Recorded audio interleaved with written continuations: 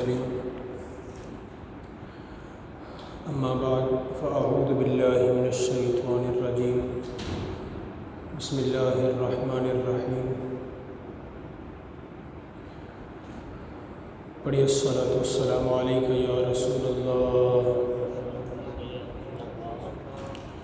وعلی آلک واصحابک یا حبیب اللہ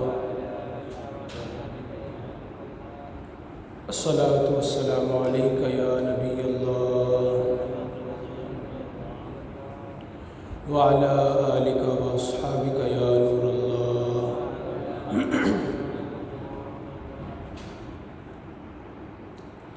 نویت سنت الاعتکاف رحمت عالم نور مجسم شاہ بنی آدم صلی اللہ تعالی علیہ وآلہ وسلم کا فرمان عالی شان ہے، جو مجھ پر جمعہ کے دن 200 مرتبہ درود پاک پڑھتا ہے، اللہ تبارک و تعالی اس کے 200 سال کے گناہ معاف فرما دیتا ہے۔ الحمدللہ آج جمعہ کا بابرکت دن ہے۔ نبی کریم صلی اللہ تعالیٰ علیہ وآلہ وسلم پر درود پاک کی کثرت کیجیے، اللہ توفیق دے تو 200 مرتبہ اور مزید شوق بڑھے تو 313 مرتبہ لازمی درود پاک پڑھیے گا۔ اللہ تبارک و تعالیٰ کی بارگاہ میں دعا ہے کہ مجھے اور آپ کو کثرت کے ساتھ درود خوانی کرنے کی توفیق عطا فرمائے۔ آئیے شوق محبت کے ساتھ درود پاک پڑھ لیجیے۔ اللہم صلی علی سیدنا مولانا محمد معدن الجود والکرم وعلی آلہ وصحبہ وبارک وسلم صلاۃ و سلام علیک یا سیدی یا رسول اللہ وعلی آلک واصحابک یا نور اللہ۔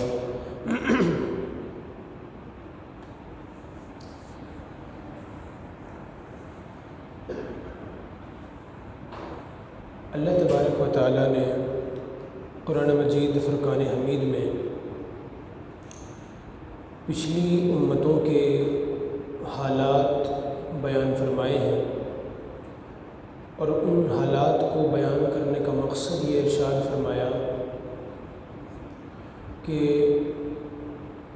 تاکہ آنے والے لوگ پچھلے گزر جانے والے لوگوں کا انجام دیکھ کر، ان کی تاریخ کا مطالعہ کر کے اور ان کے احوال پڑھنے کے بعد اپنی اصلاح کا سامان کر سکیں، اور جن غلطیوں کی وجہ سے ان قوموں پر عذاب آیا یا وہ حرکتیں کہ جس کی وجہ سے ان قوموں کا نام و نشان بھی مٹ گیا، ان قوموں کا حال پڑھنے کے بعد جو بعد میں آنے والے لوگ ہیں وہ اپنی حالت درست کرنے کی کوشش کریں۔ آپ کو پتہ ہے کہ قرآن مجید فرقان حمید میں ایک بہت بڑا حصہ آیتوں کا وہ ہے کہ جو پچھلی امتوں کے حالات پر مشتمل ہے، جس میں واقعات کا بیان ہے، اور ایک واقعہ قرآن مجید میں کئی جگہوں پر بیان کیا جاتا ہے، اور اس میں کہیں کچھ نہ کچھ تفصیل مزید ہوتی ہے، اور اس کا مقصد یہی ہوتا ہے تاکہ لوگ عبرت حاصل کریں اور اپنے انجام سے غافل نہ ہوں۔ اللہ تبارک و تعالیٰ نے پچھلی قوموں کے حالات کو بیان کر کے، ان کے اعمال کو بیان کر کے، اور ان پر آنے والے عذابات کو بیان کر کے ہم سب کو دعوت فکر بھی دی ہے، اور ہماری ایک طرح سے ہم پر یہ ذمہ داری بھی عائد ہوتی ہے کہ ہم چونکہ اللہ تبارک و تعالیٰ کے بندے ہیں اور اس کی وحدانیت کے، اس کی ربوبیت کے بھی قائل ہیں، تو ہمیں ان قوموں کے حالات جاننے کے بعد کم از کم اپنی حالت میں سدھار لانا ہوگا، کیونکہ جس مولا کریم نے ان قوموں کی وہ حالت فرمائی جو قرآن میں بیان ہوئی ہے یا احادیث کریمہ میں بیان ہوئی ہے، تو اگر ان جیسے اعمال ہم نے کیے تو وہ اللہ رب العالمین ہمارے ساتھ بھی وہی معاملہ فرما سکتا ہے۔ حضرت نوح علیہ السلام جن کو رسول بھی کہا جاتا ہے کہ یہ سب سے پہلے رسول ہیں، اور ان کو آدم ثانی بھی کہا جاتا ہے کہ حضرت آدم علیہ السلام کے بعد حضرت نوح علیہ السلام تک جتنے لوگ تھے یہ حضرت آدم کی نسل سے چل رہے تھے، اور حضرت نوح کے بعد اب تک جو دنیا قیامت تک آنے والی ہے یہ سب کے سب حضرت آدم کی اولاد تو ہیں، لیکن حضرت نوح کے واسطے سے، کہ حضرت نوح علیہ السلام کی قوم پر جب طوفان آیا تھا اور آپ نے کشتی بنائی اور اس کشتی کے اندر جو مومن لوگ تھے ان کو سوار کیا، مختلف جانوروں پرندوں کو بھی سوار کیا، تو جب آپ زمین پر اترے تو زمین پر اترنے کے بعد آگے جو دنیا بڑھی تو وہ حضرت نوح کی نسل سے ہی بڑھی، باقی سب لوگوں کا انتقال ہو چکا تھا، ان کی نسل آگے نہیں بڑھ سکی، تو اس بنا پر اس وقت جو پوری دنیا آباد ہے یہ ایک جگہ پہ آ کر حضرت نوح علیہ السلام پر ملتی ہے، اور اس کے بعد پیچھے جائے تو حضرت آدم علیہ السلام پر جا کر یہ سب کے سب مل جاتے ہیں۔ تو حضرت نوح علیہ السلام کو آدم ثانی بھی کہا جاتا ہے۔ یہ حضرت نوح علیہ السلام انہوں نے اپنی قوم میں 950 سال تبلیغ کی۔ یہ 950 سال تبلیغ کرنا، یہ کہنا بھی بہت شاید آسان ہے، سننا بھی بہت آسان ہے، لیکن ریالٹی کے اندر 950 سال کا عرصہ بہت بڑا عرصہ ہوتا ہے۔ اور میں آپ کو بتا دوں کہ یہ 950 سال کے عرصے کا جو ذکر کیا گیا قرآن مجید فرقان حمید کے اندر بھی، یہ ایک ایسی عدد ہے اور ایک ایسی مدت ہے کہ جس کو کئی جو عقل کے ترازو میں ہر بات کو تولنے والے ہوتے ہیں وہ اس چیز کو ایکسیپٹ نہیں کرتے۔ وہ یہ کہتے ہیں کہ اتنی تو کسی انسان کی عمر ہو ہی نہیں سکتی کہ وہ 950 سال سے بھی زیادہ زندہ رہے، اور 950 سال تو صرف اس کی تبلیغ کے ہوں کہ جو اس نے لوگوں کو سمجھانے میں اور اللہ کی طرف بلانے میں لگا دیا۔ تو وہ یہ باتیں اپنی عقل کی بنیاد پر کرتے ہیں اور انسان کی کیفیات کو دیکھ کر کرتے ہیں، حالانکہ ہم جو ایک مسلمان ہونے کے ناطے قرآن پر ایمان رکھنے والے ہیں، جب ہم تک یہ بات بڑے باوثوق ذرائع سے پہنچی ہے کہ حضرت نوح علیہ السلام نے کس انداز میں اپنی قوم کو سمجھایا، تبلیغ کی، اور باقاعدہ آپ بزرگی تک پہنچ گئے کہ بڑھاپے تک آپ نے اپنی قوم کو سنبھالنے کی اور ان کو سنوارنے کی، سمجھانے کی تدبیریں کی، لیکن وہ قوم باز نہ آئی، تو پھر اس بنا پر ان پر طوفان آیا جسے دنیا طوفان نوح کہتی ہے۔ اور حضرت نوح علیہ السلام کا یہ 950 سال کا سمجھانا اس بات پر بھی دلیل ہے کہ اب وہ اللہ کے نبی اپنی قوم پر کتنے مہربان ہوتے ہیں کہ آج اگر ہم کسی کو 1 بار سمجھائیں، 2 بار سمجھائیں، 3 بار بھی سمجھا لیں، اس کے بعد یا تو ہم اس کے ساتھ کوئی ایسی کارروائی کرتے ہیں کہ جس سے ہمارا خون جو ابل رہا ہوتا ہے، خون میں جو ابال آتا ہے اس کو ٹھنڈک ملے، یا پھر ہم اسے اس کے حال پر چھوڑ دیتے ہیں کہ اب ہم اس کا کیا کر سکتے ہیں، تو کچھ بھی نہیں ہونے والا۔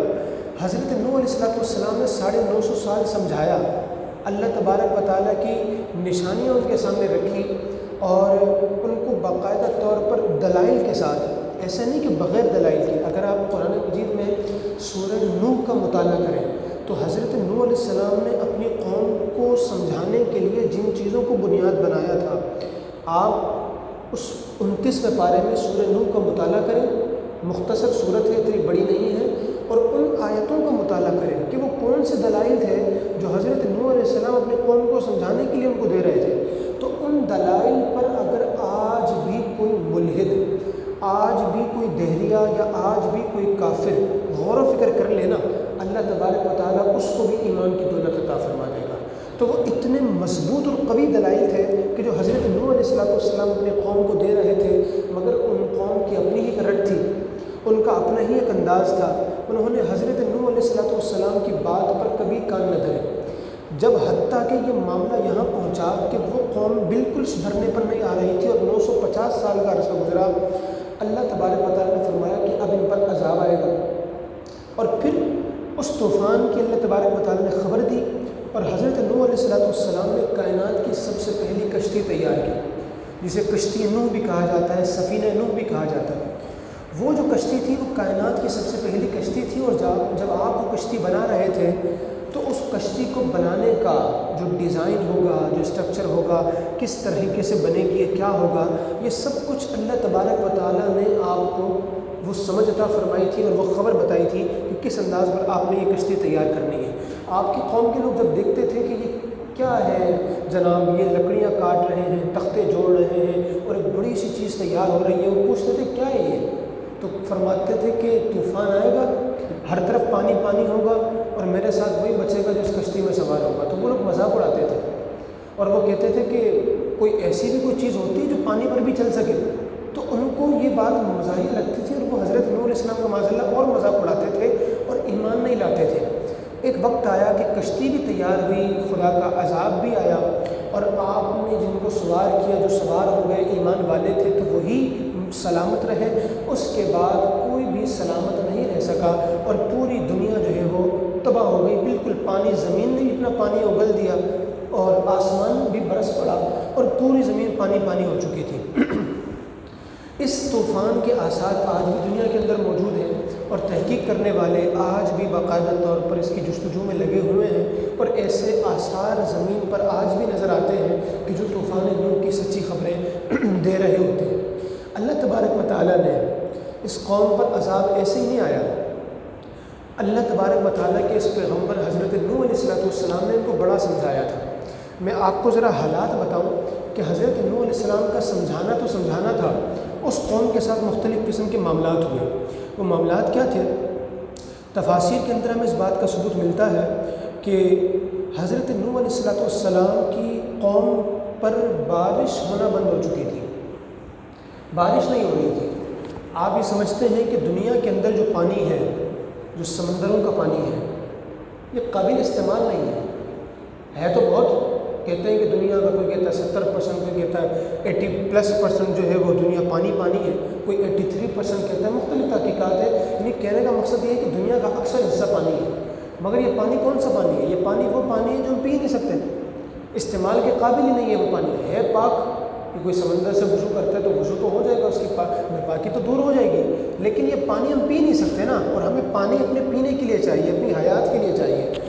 تو پانی پینے کے لائق نہیں ہے، ضروریات زندگی کو سنبھالنے کے لیے قابل ہی نہیں ہے۔ اب ہمیں پانی کہاں سے حاصل ہوتا ہے؟ پوری دنیا میں جو پانی حاصل کرنے کا ایک ہی سورس ہے پوری دنیا کے اندر، اور کوئی سورس نہیں ہے پانی کا، وہ ہے بارش۔ ایک سورس ہے۔ اب اس بارش کے نظام کو اللہ تبارک و تعالیٰ نے بڑے زبردست طریقے سے مینٹین فرمایا۔ میں اس نظام پر تو بات نہیں کرتا کیونکہ وہ بالکل جدا ٹاپک ہے، لیکن اگر آپ باقاعدہ اس کی سائنس جا کر پڑھیں کہ کس انداز پر بادل پانی لیتے ہیں، کس انداز پر یہ اوپر جاتا ہے، وہ ہمیں جاتا نظر نہیں آ رہا، لیکن وہ باقاعدہ جو ایک روئی کے گالے ہیں بادل، وہ اتنا ہیوی پانی اٹھا کر لے جا رہے ہیں، اور وہ کون سا نظام ہے رب کا کہ جو اس پانی کو فلٹر کر رہا ہے، اس پانی کو کھارے سے میٹھے میں بھی تبدیل کر رہا ہے، اور پھر باقاعدہ طور پر اللہ تبارک و تعالیٰ اس جگہ پر کہ جہاں پر لوگوں کو کچھ بھی حساب کتاب نہیں ہے، وہاں پر جا کر وہ بادل برس رہے ہیں، وہ پانی آ رہا ہے ندی نالوں کی صورت میں، دریاؤں کی صورت میں، اور اس طرح وہ باقاعدہ پانی چلتا چلا جا رہا ہے، اور وہ پانی کے جو اضافی تھا، جو ضرورت سے زائد ہے، اللہ تبارک و تعالیٰ کہیں پر تو اس پانی کو جما رہا ہے، جس طرح ہم اپنے فریزر کے اندر پانی جما لیتے ہیں اور بعد میں اس کو استعمال کرتے ہیں، تو کہیں پر اللہ تبارک و تعالیٰ اس زائد پانی کو برفانی پہاڑوں پر جما رہا ہے، کہیں پر جو زمین کی تہیں ہیں اس کے اندر محفوظ رکھ رہا ہے، اور ایسا ہے کہ سبحان اللہ وہ پانی جو پگھل کر آتا ہے یا زمین سے نکالا جاتا ہے، دونوں پانی گندا بھی نہیں ہوتا، صاف بھی ہوتا ہے، میٹھا بھی ہوتا ہے، تازہ بھی ہوتا ہے، اور اللہ تبارک و تعالیٰ اس کی حفاظت کا نظام فرما کر ہمیں وہ پانی بھی عطا فرما رہا ہے۔ تو یہ ہمیں پتہ ہے کہ کائنات کے اندر جو پانی کا نظام ہے جو حاصل ہوتا ہے وہ صرف بارش کے ذریعے ہوتا ہے اور کوئی سورس نہیں ہے۔ سائنس یہ تو بتا سکتی ہے کہ یہ بارش ہو کیسے رہی ہے، مگر یہ بارش کیوں ہو رہی ہے یہ سائنس کبھی نہیں بتائے گی۔ سوال ہے کہ بارش ہو رہی ہے، یہ تو سائنس بتائے گی کہ کیسے ہو رہی ہے، بتائے گی ایسے ہو رہا ہے، یہ چیز اوپر جا رہی ہے، وہاں سے برس رہا ہے، یوں آ رہا ہے، وہ آ رہا ہے۔ سائنس پوری اس چیز کی پروسیس کی تو وضاحت کر سکتی ہے کہ یہ پروسیس چل کیسے رہا ہے، مگر سائنس سے جب یہ سوال کیا جائے کہ یہ کیوں ہو رہا ہے، تو سائنس کے پاس اس کا کوئی جواب نہیں ہوگا۔ ہماری زندگی کی بنیادی ترین نیڈز میں سے ایک واٹر ہے، اور اللہ تبارک و تعالیٰ پوری کائنات کو وہ فری آف کاسٹ عطا فرما رہا ہے۔ جو ضرورت کی سب سے زیادہ بنیادی چیز تھی، اللہ کریم اس پر کوئی پیسوں کا حساب نہیں رکھا، اور دنیا کو خوب اس نے مفت کے اندر وہ عطا فرمایا ہے، اور خوب عطا فرمایا ہے، اور اپنی خلاقیت کا اور اپنی رزاقیت کا اللہ تبارک و تعالیٰ نے باقاعدہ ایک واضح ثبوت ہم کو فراہم کیا۔ تو حضرت نوح علیہ السلام نے اپنے قوم کو بڑا سمجھایا، 950 سال کا عرصہ بہت بڑا عرصہ ہے، وہ نہیں مانے، ان پر سے بارش روک دی گئی۔ اب آپ سمجھتے ہیں کہ بارش رک جائے گی کیا ہوگا؟ جو پانی جتنا اسٹور ہوگا وہ سب ختم ہو جائے گا، ایک وقت آئے گا زمین بھی خشک ہو جائے گی، بنجر ہو جائے گی، بالکل کوئی پانی اس کی تہوں کے اندر موجود نہیں ہوگا، کنویں بھی سوکھ جائیں گے، دریا وغیرہ سب، یہ سارا پانی ختم ہو جائے گا بالکل جب بارش نہیں ہوگی تو ان پر سے اللہ تبارک و تعالیٰ نے بارش کو روکا۔ مزید یہ کہ 40 سال تک ان کی عورتیں بانجھ ہو گئیں، 40 سال تک ان کی عورتوں کے ہاں اولاد نہیں ہوئی۔ یہ آپ میری سننے میں ایک لگتا ہے کہ یار یہ کوئی ایسی کیا بات ہوگی کہ 40 سال تک عورتیں بچے نہ دیں۔ میں آپ کو بتاؤں کہ اگر اس وقت اللہ نہ کرے یہ صورتحال، اس کو ذرا امیجن کیجئے گا، یہ پاکستان میں ہو یا دنیا میں ہو جائے کہ اب سے لے کے اگلے 40 سال تک کسی کے ہاں کوئی اولاد ہی نہ ہو، آپ کیا سمجھتے ہیں دنیا کا کیا حال ہوگا؟ خالی ہو جائے گی دنیا، نہیں رہ سکتے، رہیں گے تو ہو سکتا ہے صرف چند بزرگ لوگ موجود ہوں کہ جو ظاہر سی بات ہے وہ بھی زندگی کے کام کاج سے عاری ہو چکے ہوں گے اور وہ اپنا حساب کتاب نہیں چلا سکتے۔ تو جو کام کاج کرنے والا جو نوجوان خون ہوتا ہے، ایک جوان بلڈ ہوتا ہے، وہ یہی نسلوں سے ملتا ہے۔ اور جن قوموں نے اپنے ہاں اولاد ہونے پر پابندیاں لگائیں، بعد میں ان کو وہ پابندیاں اٹھا کر اس چیز کو باقاعدہ ایکسیپٹ کرنا پڑا کہ جو نظام اللہ تبارک و تعالیٰ نے عطا فرمایا ہے نسل چلنے کا، اس پر روک لگانا اور مختلف چیزوں کے ذریعے اس کو روک دینا، یہ تو کائنات کی تباہی ہے۔ تو 40 سال تک حضرت نوح علیہ السلام کی جو قوم تھی ان کی عورتیں بانجھ ہو گئیں، اور وہ بالکل بھی کسی بچے کو جنم دینے کی صلاحیت ان سے ختم کر دی گئی۔ اسی طرح ان کے جو مال و اسباب تھا وہ سب کا سب ہلاک ہو گیا۔ انسان جو زندگی میں سکون سے رہتا ہے، دنیا کی زندگی گزار رہا ہوتا ہے، تو اس میں بڑا جو چیز ہوتی ہے وہ اس کے مال و اسباب ہی ہوتے ہیں۔ اب انسان کا مال و اسباب ہی ختم ہو جائے تو انسان تو بالکل روڈ پہ آ جائے گا۔ تو ان کے مال بھی ان کا ختم کر دیا گیا، بارش بھی ان کی بند کر دی گئی، اولاد کا سلسلہ بھی ان کا بالکل ختم کر دیا گیا، حتیٰ کہ جو ان کے پاس جانور تھے جن سے دودھ ملتا تھا، جن سے گوشت ملتا تھا، جو ان کے گھر کے کام کاج آتے تھے، سواری کے لیے کام آتے تھے، وہ سب کے سب بھی مر گئے۔ اب آپ تصور کریں کہ کسی قوم پر اس طرح کی حالت ہے، نہ بارش ہو رہی ہے، نہ مال ہے ان کے پاس، نہ جانور ان کے پاس ہے، نہ اولاد ان کے پاس ہے، انسان کے پاس بچے گا کیا؟ سوچیں، میں اور آپ بھی سوچیں نا کہ مجھ سے یہ 4 چیزیں روک دی جائیں، میرے پاس ہوگا کیا؟ نتھنگ، کچھ بھی نہیں ہے، سب کچھ ختم۔ حضرت نوح علیہ السلام کی قوم کے ساتھ یہ معاملہ کیا گیا تاکہ ان کو اس بریکنگ پوائنٹ پر لایا جائے، اس بریکنگ پوائنٹ پر ان کو لایا جائے کہ جہاں پر آ کر وہ یہ ماننے پر مجبور ہو جائیں کہ جناب یہ سب کچھ ہماری وجہ سے نہیں ہو رہا۔ یعنی اگر سائنس یہ کہتی ہے کہ اس ایک مقررہ نظام کے تحت یہ سب کچھ یوں ہوتا ہے اور یوں بارشیں ہو جاتی ہیں، تو سوال یہ ہے کہ حضرت نوح پر جو بارشیں روکی گئیں، یا آج بھی کہیں پر قحط آتا ہے تو وہ کون سے عوامل ہوتے ہیں کہ بارش رک جاتی ہے؟ سائنس نہ اس بات کا جواب دے سکتی ہے کہ بارش ہوتی کیوں ہے، اور نہ سائنس اس بات کا جواب دے سکتی ہے کہ بارش کیوں نہیں ہوتی ہے۔ کیوں کہ اس کیوں کا جو جواب ہے یہ اللہ تبارک و تعالیٰ کی ذات کے پاس ہوتا ہے۔ سائنس صرف اور صرف چیزوں کو وضاحت کر سکتی ہے۔ جی ہاں، اگر آپ کہیں کہ حضرت آپ کیسی بات کر رہے ہیں، سائنس تو بڑی ترقی کر رہی ہے، سائنس ترقی کر رہی ہے، میں اس کا انکار کب کر رہا ہوں؟ سائنس نے پتہ لگایا کہ بارش ہو کیسے رہی ہے، وہ سائنس کی ترقی تو ہے، مگر سائنس کا دائرہ کار صرف یہ ہے کہ کون سی چیز کیسے ہو رہی ہے۔ اگر سائنس کہے کہ جو کائنات میں بگ بینگ ہوا، ایک بہت بڑا دھماکہ ہوا، اس کے ذریعے کائنات وجود میں آ گئی، تو چلو اگر سائنس کی بات ہم مان بھی لیں کہ تم نے جس طرح بتایا اس طریقے سے ہوا، انسان جس طرح سائنس بتاتی ہے کہ جس طرح بندر تھا، پھر یہ تھا، پھر وہ تھا، یا پہلے نیندرتھال تھا، یا پہلے جناب وہ ہومو سیپین تھا، اس کی مہذب شکل اب موجودہ انسان بن گئی ہے۔ سائنس کی اگر ہر بات کو بھی مانا جائے کہ انسان کے ارتقاء کے لیے سائنس نے جو تاریخ بیان کی ہے، یا دنیا کے پیدا ہونے کے لیے جو سائنس نے تاریخ بیان کی ہے، تو سب کچھ ماننے کے بعد بھی ہم صرف اس بات پر متفق ہو سکیں گے کہ سائنس نے یہ بیان کر دیا کہ انسان کیسے آیا یا دنیا کیسے آئی، مگر سوال یہ ہے کہ یہ دنیا کیوں آئی، یہ انسان کیوں آیا؟ یہ سائنس کے دائرے کار سے باہر کی چیز ہے۔ اس پر ہر چیز کو سائنس پر نہیں تھوپا جا سکتا. تو سائنس کیوں کا جواب نہیں دیتی، سائنس ہمیشہ کیسے کا جواب دیتی ہے. اللہ تبارک و تعالیٰ نے جو ایک نظام کے تحت برسات ہو رہی تھی، تو اللہ تبارک و تعالیٰ ہی اس نظام کو چلانے والا ہے. یہی وجہ ہے کہ جب حضرت نوح کی قوم نے ان کو نہیں مانا اور 950 سالہ تبلیغ کا کوئی جناب ان کے پاس سے کوئی ایسا آؤٹ پٹ نظر نہیں آیا، اللہ نے ان پر بارش کو بند کیا. اللہ تبارک و تعالیٰ نے اولاد کو بند کر دیا. حالانکہ اللہ تبارک و تعالیٰ ایک نظام کے تحت اولاد تو عطا فرما رہا ہے، لوگ کوششیں بھی کرتے ہوں گے اولاد کے لیے، مگر 40 سال کا عرصہ ایک ایسا لاک لگا کہ وہ کوشش کر کر کے تھک گئے، مگر اولاد کی کوئی سبیل نہیں ہے. مال و اسباب سارے ہلاک ہو گئے ہیں، جانور تمام کے تمام ہلاک ہو گئے. اب ایسی حالت میں کہ جب انسان کو کچھ بھی نظر نہ آئے تو یقیناً انسان بے بس ہو جاتا ہے. اور جب بے بس ہو نا تو پھر اس وقت جو بھی اس کا سہارا بنے، جو بھی اس کو کچھ دینے والا ہو، انسان اسی کے پیچھے پڑ جاتا ہے اور ماننے پر مجبور ہو جاتا ہے کہ ہاں یہی میرا مددگار ہے، یہی میرا ملجا اور ماوا ہے. جب اس پوائنٹ پر وہ آئے تو حضرت نوح کے پاس آئے، کیونکہ وہی ان کو سمجھا رہے تھے، وہی باتیں کر رہے تھے. تو حضرت نوح علیہ السلام نے کیا کیا؟ حضرت نوح کا جو فرمان ہے وہ قرآن مجید میں اللہ نے بیان فرمایا. فَقُلْتُ، حضرت نوح فرماتے ہیں کہ میں نے پھر اپنی قوم سے کہا کہ جب ان پر بارشیں بھی رک گئیں، اولاد بھی نہیں ہو رہی، مال و اسباب بھی ہلاک ہو گئے اور جانور بھی سارے کے سارے مر گئے. فَقُلْتُ، پھر میں نے ان سے کہا کہ استغفروا ربکم انہ کان غفارا. اب یہ وقت آ گیا کہ تم اپنے رب سے مغفرت طلب کرو، اپنے رب کی بارگاہ میں استغفار کرو، کیونکہ کیا ہے؟ انہ کان غفارا، وہ رب العالمین غفار ہے، وہ تمہاری مغفرت فرما دے گا. اس کا حل جو بیان کیا حضرت نوح علیہ السلام نے، بھائی کسی کے پاس مال نہیں ہے، آج دنیا میں اسے کوئی یہ حل دے گا کہ بھائی آپ مسجد میں جا کر بیٹھ کے قرآن کھول کے پڑھنا شروع کر دو؟ آپ کو کیا لگتا ہے؟ میں ایک سوال کر رہا ہوں، آپ ماشاءاللہ سبھی ماشاءاللہ بولنے والے ہیں اور جواب دینے پر بھی قادر ہیں. ایک سوال آپ کی بارگاہ میں رکھ رہا ہوں کہ آج اگر کسی کے مال نہیں ہے، کسی کے پاس، اور اس کو ضرورت ہے مال کی، تو اس کو کیا کوئی حل دے گا کہ بھائی آپ مسجد میں آئیں اور نمازیں پڑھتے رہیں، جب نوکری ملے تو مسجد سے باہر آئیے، یا قرآن پڑھتے رہے، کیا حل دیں گے؟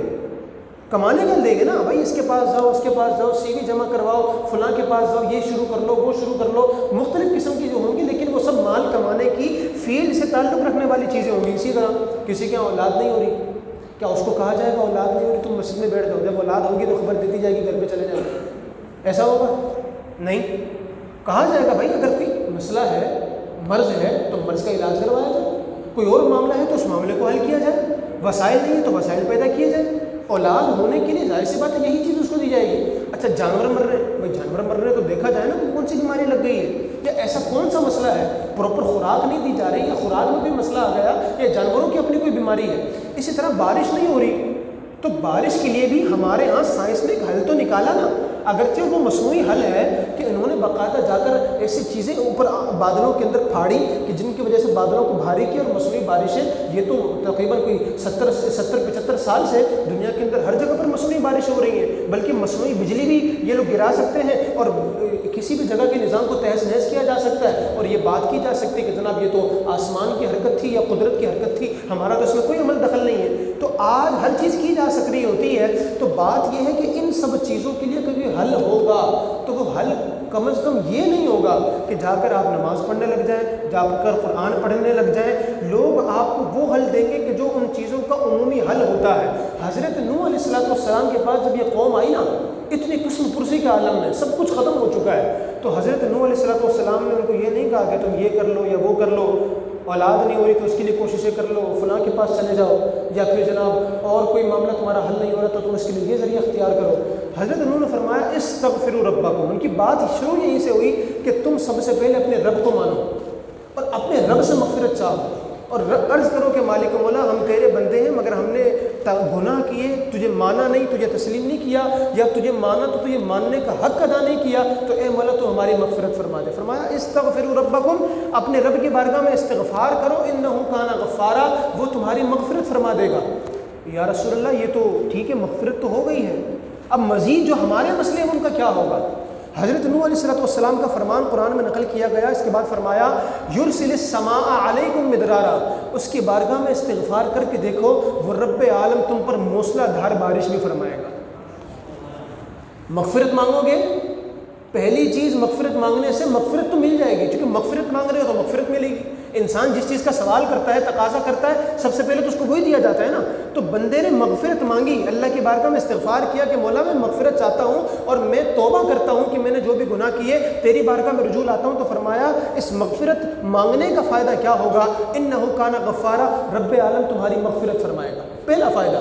پھر فرمایا یرسل السماء علیکم مدرارا، تم پر موسلا دھار بارش بھیجے گا۔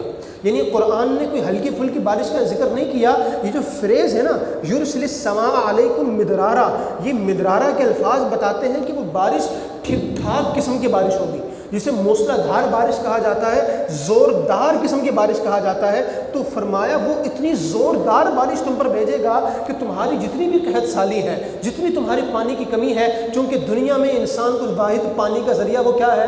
وہ بارش ہے۔ تو فرمایا وہ رب عالم پوری دنیا کی قحط سالی کو دور فرما دے گا، مگر شرط کیا ہے کہ استغفروا ربکم، اپنے رب کی بارگاہ میں مغفرت طلب کرنے والے بن جاؤ، مغفرت مانگنے والے بن جاؤ، اس رب کو مانو اور پھر اپنے گناہوں سے توبہ کر لو، مغفرت فرمائے گا، بارش عطا فرمائے گا۔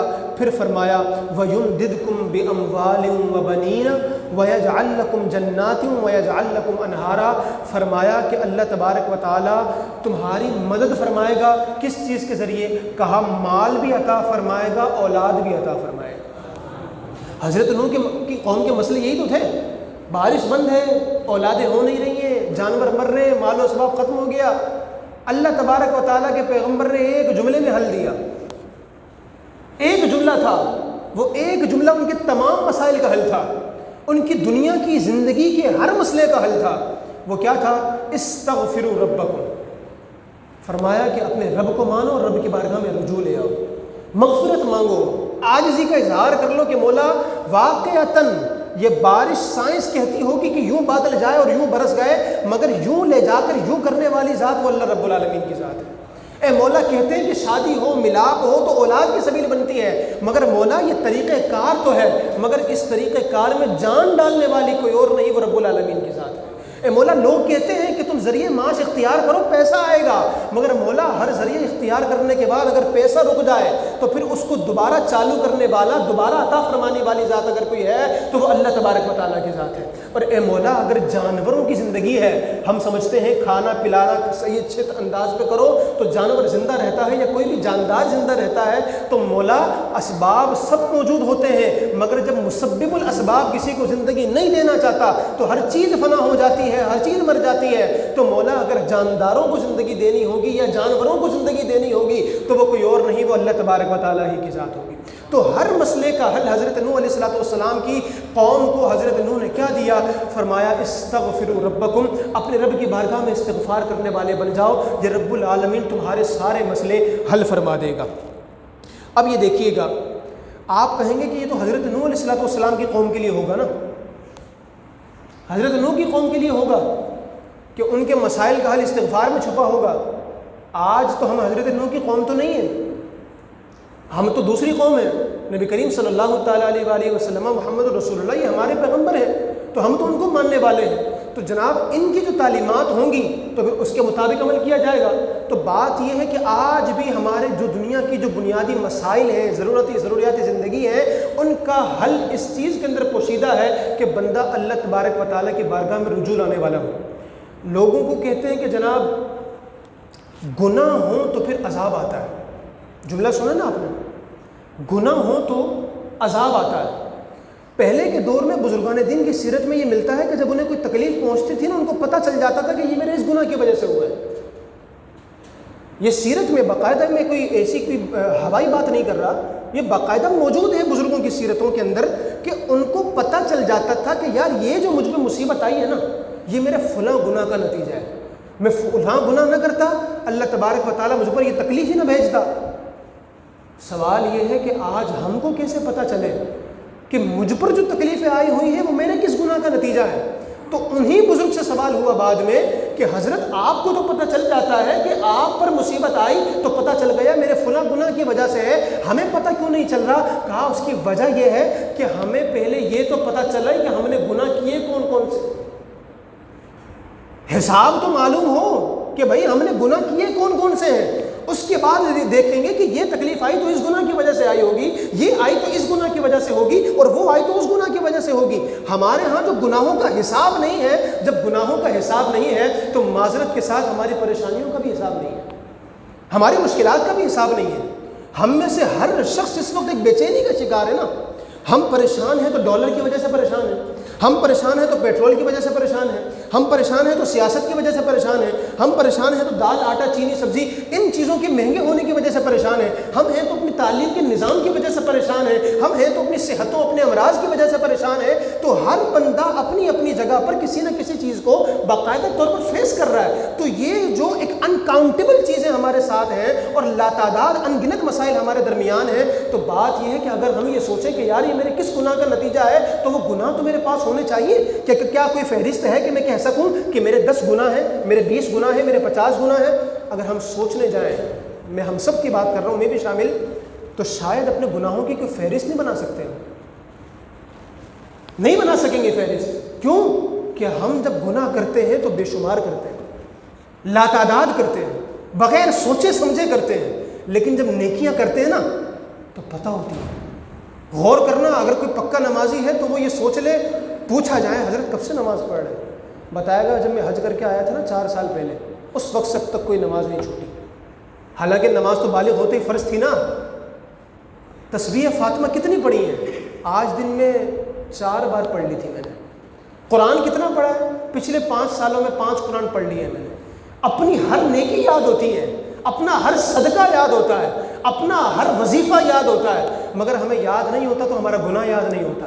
تو بزرگوں کو پتہ چل رہی تھی یہ بات کہ مجھ پر مصیبت آئی تو فلاں گناہ کا نتیجہ ہے، مگر بات یہ ہے کہ جب ہمیں اپنے گناہوں کا علم نہیں ہے، لاتعداد گناہ ہے، تو ہمارے ساتھ ہمارے مسائل بھی لاتعداد ان گنت ہمارے درمیان موجود ہیں۔ سیدنا حسن بصری رضی اللہ تعالیٰ عنہ، آپ تابعی بزرگ ہیں، آپ کی بارگاہ میں ایک شخص آیا اور آ کر اس نے عرض کی کہ حضور قحط سالی ہے ہمارے ہاں اور بارشیں نہیں ہو رہی اور زمینیں بھی جناب سوکھ چکی ہیں اور کھیتیاں نہیں ہو رہی، تو ہم اناج نہیں ہے تو ہم کھائیں گے کہاں سے؟ آپ کوئی حل ارشاد فرمائیے۔ وہ اللہ کے بندوں کے پاس آتے تھے، اس امت کے لوگ بھی، یہ تو اسی امت کا واقعہ ہے، وہ اللہ کے بندوں کے پاس آ کر اپنے دنیاوی مسائل کا حل چاہتے تھے۔ حالانکہ قحط سالی ہو جانا یہ کوئی دینی مسئلہ ہے، لیکن بات یہ ہے کہ جو دینی بندہ ہوتا ہے، جو مسلمان ہوتا ہے، اس کو یہ تو پتہ ہے کہ پیسہ آتا یہاں سے ہے، اولاد آتی یہاں سے ہے، جانور ایسے زندہ رہتا ہے، انسان ترقی ایسے کرتا ہے، مگر اس کے پیچھے اگر یہ سب چیزیں کوئی عطا کرنے والی ذات ہوتی ہے تو وہ ہمارے لاشعور میں موجود ہے کہ وہ اللہ تبارک و تعالیٰ کی ذات ہوتی ہے۔ آ کر عرض کر رہے ہیں حضور قحط سالی ہے۔ حضرت حسن بصری کے پاس تابعی بزرگ ہیں، وہ کہ کاشتکار تھے، قحط سالی کے لیے بارشیں مصنوعی بارشیں کر سکتے تھے، کیا کر سکتے تھے؟ آپ نے کہا کہ استغفار کرو، وہ چلا گیا۔ اس کے بعد ایک اور شخص آیا، اس نے کہا کہ حضرت بڑی غریبی ہے، مال ہی نہیں ہے، بڑا پریشان ہوں، قرضے مانگتا رہتا ہوں، مہینہ ختم نہیں ہوتا کہ پیسے ختم ہو جاتے ہیں۔ آپ نے کہا استغفار کرو۔ تیسرا بندہ آیا، اس نے کہا کہ حضرت بیٹیاں بہت ہو گئی ہیں، بیٹے نہیں ہو رہے۔ تمنا ہوتی ہے نا بیٹا بھی ہو، تو یا اے اللہ کے نیک بندے، میرے پاس بیٹیاں بہت ہو چکی ہیں، بیٹا نہیں ہوتا۔ حضرت حسن بصری نے فرمایا تم بھی آگے استغفار کرو۔ اس کے بعد ایک شخص آیا، اس نے کہا کہ حضرت میرا باغ ہے وہ خشک ہو گیا ہے، 70 زمین کی ختم ہو چکی ہے، درخت سوکھ گئے ہیں، کوئی پھل نہیں ہے اور باغ بالکل اجڑ گیا ہے، ویران ہو چکا ہے، میرا گزر بسر اسی کے اوپر ہوتا تھا، اب بتائیں میں کیا کروں، میرا تو سب کچھ ختم ہو چکا۔ حضرت حسن بصری نے اس کو فرمایا کہ تم بھی استغفار کرو۔ قحط سالی والا بندہ آیا، بارشیں نہیں ہو رہی، حسن بصری کیا کہہ رہے ہیں؟ استغفار کرو۔ ایک بندہ آیا، اولاد نہیں ہو رہی، حضرت فرمایا استغفار کرو۔ ایک بندہ آیا، حضرت میرا باغ خشک ہو گیا، کہا استغفار کرو۔ ایک بندہ آیا، حضرت پیسے نہیں ہیں، غریب بہت ہوں، کیا فرمایا؟ استغفار کرو۔ یہ اسی امت کا واقعہ۔ ایک شخص مجلس میں وہیں بیٹھا ہوا تھا، اس نے نا ان چاروں کے جانے کے بعد حضرت کی بارگاہ میں عرض کی حضور جس طرح ڈاکٹروں کے متعلق مشہور ہو جاتا ہے نا، جس کے پاس جاؤ ہر ایک کو پیناڈول پکڑا دیتا ہے، یہ کھاؤ جی، یہ کھاؤ جی، جہاں درد جی کھاؤ، تو اس ڈاکٹر کے پاس کوئی نہیں جاتا نا کہ یار ہمیں بھی مزہ آتا ہے نا کہ جو ڈاکٹر ہمیں 4 قسم کی گولیاں دے، اگلے دن پھر جاؤ تو پھر 4 رنگ چینج کر دے، پھر اگلے دن جاؤ تو 4 مزید شیپس کی گولیاں دے دے، اگلے دن پھر انجیکشن ٹھوک دے، پھر ڈرپ لگا دے، پھر کوئی ٹیسٹ لکھ کے دے دے، ہمیں لگتا ہے واقعی ہمارا علاج ہو رہا ہے نا، تنوع آتا ہے نا، ہمیں ہمارے مسائل کا حل مختلف صورتوں میں پروسیس میں چلتا نظر آتا ہے۔ اگر ایک ہی چیز چل رہی ہو، یار اس کے پاس جاؤ تو یہ ہمیشہ ایک ہی دوائی لکھ کے دے دیتا ہے، یار میں تو اس کے پاس نہیں جاتا۔ اب حسن بصری کے پاس 4 مختلف قسم کے لوگ آئے، 4 مختلف قسم کے مسائل ہیں، حضرت نے سب کو ایک حل دیا، جا کے استغفار کرو۔ وہ جو بندہ بیٹھا تھا نا مجلس میں، اس نے عرض کی حضور 4 بندے آئے، چاروں کو ایک ہی حل استغفار. بولا یہ حل میں نے نہیں دیا، یہ حل تو اللہ تبارک و تعالیٰ نے عطا فرمایا. حسن بصری نے فرمایا یہ حل میں نے نہیں دیا، یہ تم کہو کہ بھئی یہ کیا ہے، 4 مسئلے 4 حل دینے چاہیے تھے، 4 مسئلوں کا ایک حل. کہا یہ حل میرا، یہ میرا مسئلہ نہیں تھا، یہ اللہ تبارک و تعالیٰ نے حل دیا ہے. کہا کہاں حل دیا ہے؟ کہا رب العالمین نے قرآن میں جو حضرت نوح کا واقعہ بیان فرمایا، اور حضرت نوح نے جو اپنی قوم کو کہا تھا کہ میں تمہیں ایک چیز دے رہا ہوں تمہارے سارے مسئلے حل کر دے گی، تو فرمایا وہ حل یہی تھا کہ فَقُلْتُ اسْتَغْفِرُوا رَبَّكُمْ إِنَّهُ كَانَ غَفَّارًا يُرْسِلِ السَّمَاءَ عَلَيْكُمْ مِدْرَارًا وَيُمْدِدْكُمْ بِأَمْوَالٍ وَبَنِينَ وَيَجْعَلْ لَكُمْ جَنَّاتٍ وَيَجْعَلْ لَكُمْ أَنْهَارًا. فرمایا وہ یہ حل تھا کہ تم استغفار کرو گے تو رب العالمین تمہارے مال و اسباب کو بڑھا دے گا، تمہاری اولاد کو بڑھا دے گا، تمہارے جانوروں کو سلامت رکھے گا، تمہاری غربت و افلاس کو دور کر کے تم پر بارشیں برسا کر تمہاری زمینوں کو سیراب کر کے تمہیں ایسا رزق عطا فرمائے گا کہ تمہارے لیے تمہاری دنیا کی زندگی کو آسان کر دیا جائے گا. مگر جو انسان اپنا جی ان چیزوں سے چرا رہا ہوتا ہے تو پھر نتیجتاً اسے کیا چیزیں فالو کرنی پڑتی ہیں؟ وہ حالات ہوتے ہیں کہ جو آج ہمارے درمیان موجود ہیں. اسی طرح اللہ تبارک و تعالیٰ کے ایک نبی حضرت ہود علیہ السلام، ان کی قوم کے ساتھ بھی اسی قسم کا معاملہ تھا. انہوں نے اپنی قوم کو جو جواب دیا وہ بھی یہی تھا. فرمایا وَيَا قَوْمِ اسْتَغْفِرُوا رَبَّكُمْ ثُمَّ تُوبُوا إِلَيْهِ، اے میری قوم اللہ کی بارگاہ میں استغفار کرو، توبہ کرو. کیا ہوگا؟ انہوں نے بھی بارش کی شکایت کی تھی. فرمایا یرسل السماء علیکم مدرارا ویزدکم قوتا الی قوتکم ولا تتولوا مجرمین. فرمایا اگر تم رب کی بارگاہ میں استغفار کرو گے وہ موسلا دھار بارش بھی تم پر فرمائے گا اور تمہاری قوت میں درجہ بدرجہ اضافہ فرماتا چلا جائے گا. قوت میں وَيَزِدْكُمْ قُوَّةً إِلَىٰ قُوَّتِكُمْ، یہ ایک درجہ ہے. یہ نہیں کہ وَيَزِدْكُمْ قُوَّةً بس تمہاری قوت میں اضافہ ہو جائے گا، نہیں، وَيَزِدْكُمْ قُوَّةً إِلَىٰ قُوَّتِكُمْ، کہ یہ سلسلہ خدا جاری فرمائے گا کہ استغفار چلتا رہے گا، تمہاری قوت بھی بڑھتی چلی جائے گی. ایک بندہ آیا ایک بزرگ کے پاس. وہ کون بزرگ تھے؟ وہ امام حسن رضی اللہ تعالیٰ عنہ تھے. حضرت امیر معاویہ کا یہ دور تھا، حضرت امیر معاویہ بھی زندہ ہے، امام حسن بھی اس وقت حیات ہے. امام حسن کے پاس ایک شخص آیا اور عرض کرنے لگے کہ حضور ہمارے یہاں بارشیں نہیں ہو رہی. دوسرا آیا، اس نے کہا کہ حضرت میرے ہاں اولاد ہی نہیں ہو رہی، اولاد ہی نہیں ہے، اور میں بڑے عرصے سے تمنائی ہوں، میری گھر والی بھی تمنائی کہ ہمارے یہاں کوئی اولاد ہو جائے. امام حسن نے کیا حل دیا؟ امام حسن نے حل یہ دیا کہ بھائی تم جاؤ اور جا کر خوب استغفار کرو، اللہ تبارک و تعالیٰ تم کو اولاد عطا فرمائے گا. تو وہ شخص جب حضرت امیر معاویہ کے پاس گئے اور جا کر کہا کہ مجھے امام حسن نے یہ حل دیا ہے میرے مسئلے کا کہ اولاد نہیں ہو رہی، جا کے استغفار کرو. تو حضرت امیر معاویہ نے کہا کہ جا کے ٹھیک ہے پھر تم اس پر عمل کرو. وہ شخص چلا گیا. روایتوں کے مطابق اس شخص نے جا کر استغفار کرنا شروع کیا، گناہوں کی معافی مانگنا شروع کی. اللہ تبارک و تعالیٰ نے اسے ایک کے بعد ایک کے بعد ایک کے بعد کر کے 7 بیٹے عطا فرمائے. 7 بیٹے ہونے کے بعد وہ حضرت امیر معاویہ کے پاس آیا اور کہا کہ حضرت امام حسن نے جو بات فرمائی تھی کمال ہو گیا، اللہ نے مجھے 7 بیٹے عطا فرمائے. کہا کہ تجھے چاہیے تھا کہ تو جا کر یہ بھی پوچھتا کہ حضرت استغفار میں ایسی کیا چیز ہے کہ پہلے تو ایک اولاد نہیں ہو رہی تھی، اللہ نے 7 بیٹے عطا فرما دیے. کہا کہ جا کر پوچھو ان سے. وہ امام حسن کی بارگاہ میں گیا، عرض کی حضور آپ کے پاس آیا تھا، آپ نے بڑا زبردست مجھے چیز دی، اللہ نے 7 بیٹے عطا کر دیے، یہ آپ کو یہ حل ملا کیسے؟ کہا یہ حل میرا نہیں، اللہ رب العالمین نے حل عطا فرمایا، یہ اللہ نے حل عطا فرمایا. کہا کیا حل ہے؟ کہا اللہ نے فرمایا وَيَزِدْكُمْ قُوَّةً إِلَىٰ قُوَّتِكُمْ، اگر استغفار کو جاری رکھو گے وہ ایک کے بعد ایک کر کے تمہاری قوتوں میں اضافہ فرماتا چلا جائے گا. جس کے 7 بیٹے ہوں آپ خود بتائیں اس بندے کی پیٹھ کتنی زیادہ مضبوط ہو. اللہ تبارک و تعالیٰ نے استغفار کی برکت سے وہ سارے مسئلے حل فرما دیے. آج ہم سب کا مسئلہ بتائیں کیا ہے؟ ہم سب اپنی اپنی جگہ پر ماہر معاشیات بھی ہیں، پورے مکمل سیاستدان بھی ہیں. ہم سے بڑا کوئی نیوز اینکر نہیں ہو سکتا، ہم سے بڑا کوئی تجزیہ کار نہیں ہو سکتا. ملک کی سیاست کا مسئلہ ہمارے پاس موجود ہوگا.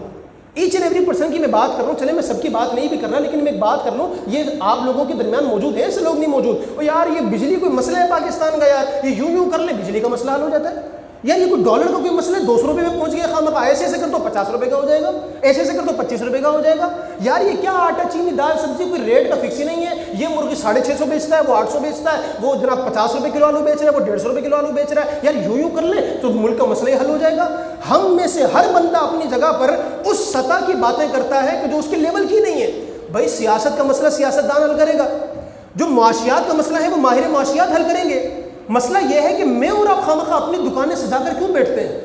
اچھا فرق ہم کو پڑ رہا ہے، پیٹرول کا فرق ہم کو پڑ رہا ہے، پتہ ہم کو چل رہا ہے نا پیٹرول ہم نے یوز کرنا ہے، چینی دال سبزیاں یہ سب کچھ ہم نے کھانا ہے. یہ سارے جو ملک میں معاملات ہو رہے ہیں ان کا اثر بالآخر ہماری ذات پر تو ہوتا ہے نا. تو بات یہ ہے کہ بھائی میں کیوں بات نہ کروں؟ بھائی آپ بات اس لیے نہ کریں کہ آپ حل نہیں کر سکتے. تو حضرت پھر میں کروں کیا؟ میں نے کہا آپ وہ کرو جو آپ کر سکتے ہو. جو بڑی سطح کے لوگ ہم پر مسلط کیے جاتے ہیں وہ ہمارے